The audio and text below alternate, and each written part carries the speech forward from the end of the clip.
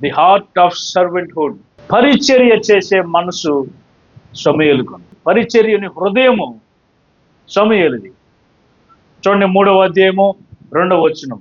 సమూయేలు యొక్క డ్యూటీ ఏంటంటే, ప్రవక్త అవ్వక ముందు లేదా దేవుడు అభిషేకించక ముందు సమూయేలు చేసే మొట్టమొదటి పని కాదు, చివరి పని కాదు. వాళ్ళ పని అంతా ఏంటంటే దేవుని మందిరంలో పరిచర్య చేయడం. పని చేసే మనసు ప్రతి క్రైస్తవునికి ఉండాలి. నేను ఒక మాట చెబుతాను ఏంటంటే, తన్ను తాను తగ్గించుకున్నవాడే పని చేస్తాడు. The heart of humbleness, the heart of servanthood. చాలాసార్లు దేవుని దగ్గర మనము మన స్థితిని చూపించుకోవడానికి ప్రయత్నం చేస్తూ ఉంటాం. మందిరంలో కానీ, పరిచర్య చేసేటప్పుడు కానీ, ఏ స్థాయి అయినా సరే బయటే మన స్థాయి. ఒక్కసారి దేవుని పరిచర్యలోకి, మందిరంలోకి వచ్చామా, మన స్థాయి ఏంటో తెలుసా? దేవుని పిల్లలము, దేవుని సేవకులు. బయట నీ స్టేటస్ ఏదైనా ఉండొచ్చు కాక, బయట నీ పొజిషన్ ఏదైనా ఉండొచ్చు కాక, బయట ఏ గొప్ప పొజిషన్లో, ఏ మంచి పదవిలో, ఏ గొప్ప పదవిలో, ప్రపంచంలోనే ఉన్నతమైన పదవిలో ఒకడు ఉండొచ్చు కాక, దేవుని సముఖంలో, దేవుని మందిరంలోకి వస్తే అతను ఒక విశ్వాసి, దేవుని నమ్ముకున్న బిడ్డ, దేవుని కుమారుడు, కుమార్తె, దేవుని పరిచారకుడు, పరిచారకురాలు, అంతే.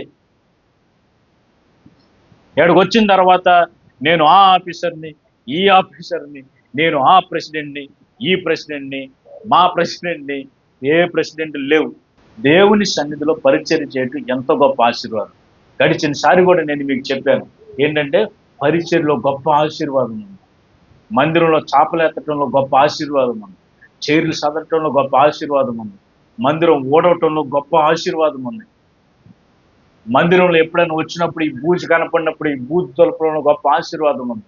భోజనాలు జరిగినప్పుడు వంటలు వండటంలో కానీ, ఎంగిలి ఆకులు తీయటంలో కానీ గొప్ప ఆశీర్వాదం ఉంది. అంతా అయిపోయిన తర్వాత గిన్నెలు కడగటంలో గొప్ప ఆశీర్వాదం ఉంది. పరిచర్యలో గొప్ప ఆశీర్వాదం ఉంది.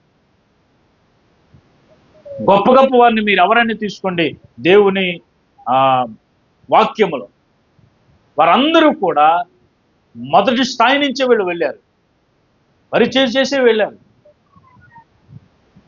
సర్వెంట్హుడ్ నుంచే వెళ్ళారు.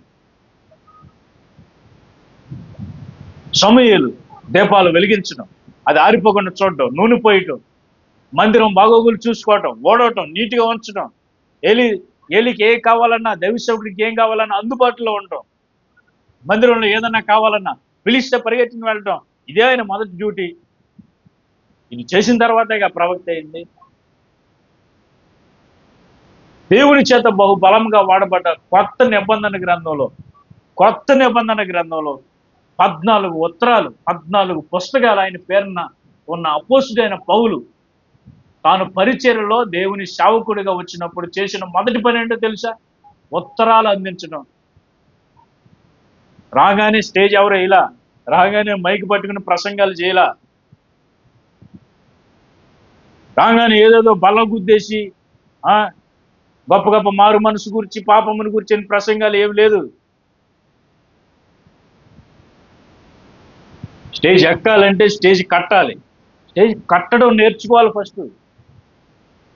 అపోస్తుడైన పౌలు బర్నబాతో కలిసి ఉత్తరాలు అందించడానికి వెళ్ళేవాడు. అప్పట్లో ఈ వాక్యం లేదు, ఈ బైబిల్ లేదు కదా. చాలా చోట్ల సంఘాలు ఉండేవి, చాలా ప్రాంతాలలో. వారికి అనుమానాలు వస్తూ ఉండేది, ఏది చేయొచ్చు, ఏది చేయకూడదు. ఎందుకంటే వాక్యము ప్రామాణికంగా తీసుకోవడానికి అప్పుడు వారికి గ్రంథం లేదు. వారందరికీ హెడ్ ఎవరంటే యెరూషలేములో ఉన్న అపోస్తలులు, పెద్దలు. అప్పుడు జెరూసలేం కౌన్సిల్ నుండి ఆ ఉత్తరాలు వెళ్ళేవి. కొంతమందికి ఆలోచన ఏంటో తెలుసా? ఈ మాంసం తినొచ్చా, తినకూడదా, లేకపోతే వీరితో సహవాసం చేయొచ్చా, చేయకూడదా, ఫలానా వారి వివాహాలకు వెళ్ళొచ్చా, వెళ్ళకూడదా, ఈ కార్యక్రమంలో పాల్గొనొచ్చా, ఇది చేయొచ్చా, అది చేయకూడదా, ఇలాంటివి చాలా అనుమానాలు ఉండేవి.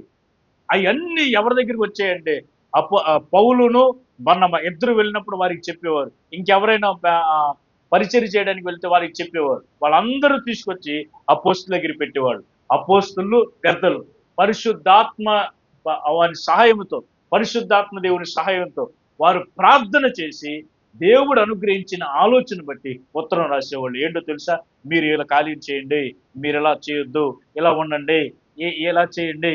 అని వారికి ఉత్తరం రాస్తే ఆ ఉత్తరం ప్రతి సంఘంలో చదివించి వారిని బలపరిచి వారికి నియమాలు ఇచ్చి వచ్చే బాధ్యత ఎవరిదో తెలుసా? ఫస్ట్ అపోస్తలుడైన పౌలు అదే చేశాడు. ఫస్ట్ గానే ఆరాధన జరిగించడానికి టీం లీడర్ అయిపోవడం.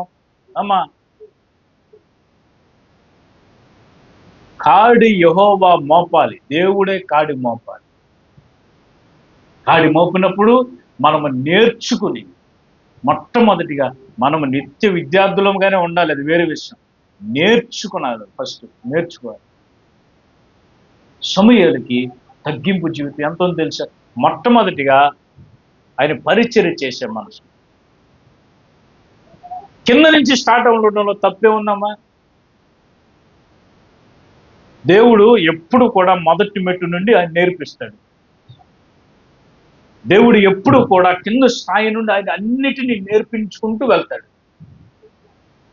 ఒకసారి మోషే ఈ విధంగా అనుకున్నాడు, ఏంటంటే నేను 100వ మెట్లో ఉన్నాను, ఎక్కడి నుంచి వెళ్ళిపోదాం అని అనుకున్నాడు.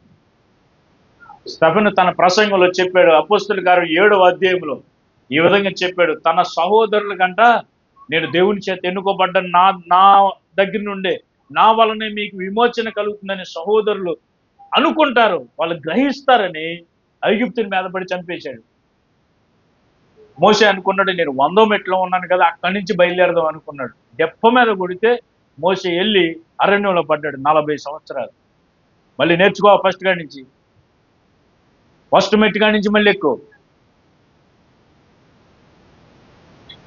తన సహోదరులు గ్రహింపరైరి.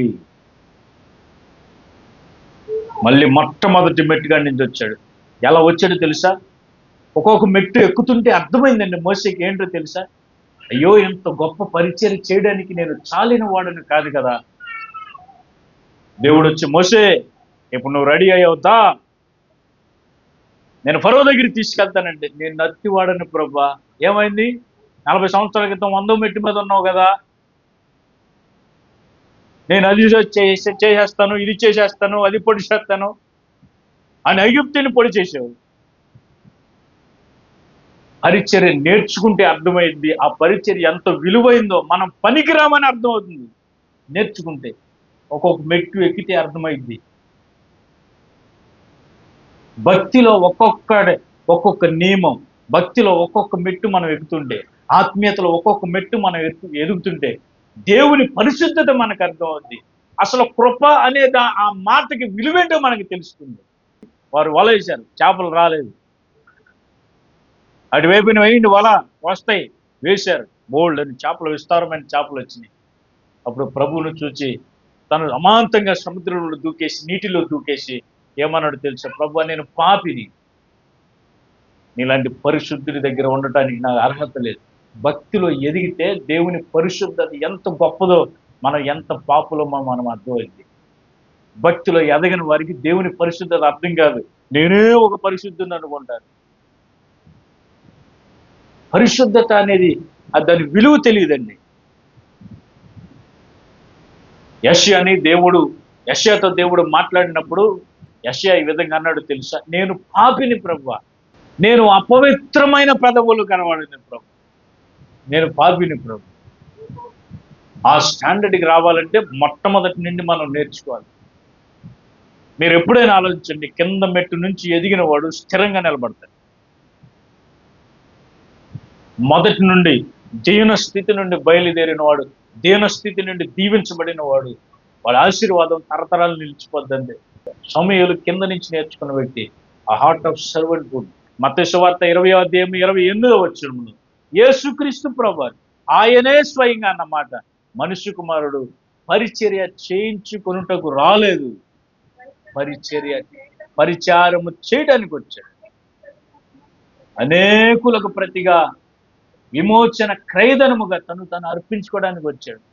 అసలు దేవుడే, సాక్షాత్తు దేవుడే పరిచర్య చేయడానికే వచ్చాను బాబు, నేను పరిచర్య చేయించుకోవడానికి రాలేదు అంటే మనం ఎంతటి వారమండి. నా జీవితంలో నేను నేర్చుకున్న పాఠం, నా జీవితంలో నేర్చుకున్న ప్రధానమైన పాఠాలలో ఒక పాఠం ఏంటంటే, దేవుడు ఎప్పుడైనా నిన్ను కింద నుండి మరలా స్టార్ట్ అవ్వమన్నప్పుడు బాధపడాల్సిన పని లేదు. దేవుడు ఒక గొప్ప కార్యాన్ని మన కొరకు సిద్ధపరిచి ఉంచాడని మనం నేర్చుకోవాలి.